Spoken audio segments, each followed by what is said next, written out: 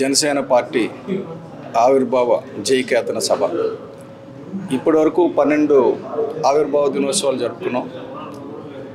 ఇది 12వ ఆవిర్భావ దినోత్సవం. అంటే 12 సంవత్సరాలు అయిపోయింది, మాకు 13వ సంవత్సరంకి వచ్చేసింది. కాబట్టి ఒక పుష్కరకాలం అయింది.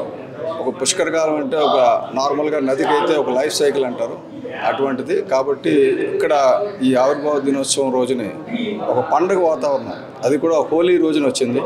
హోలీ అనేది ఒక సనాతనంగా వస్తున్న ఒక సాంప్రదాయం.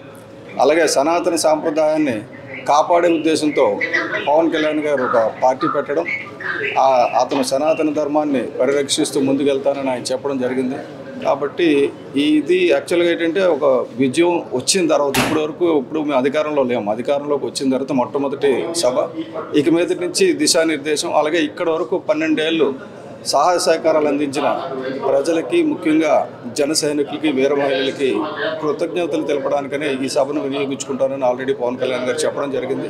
అలాగే భవిష్యత్ కార్యాచరణ ప్రణాళిక కూడా తప్పకుండా ఈ సభ ద్వారా విడుదలవుతుంది. అందు గురించి అందరూ వెయిట్ చేస్తున్నాం.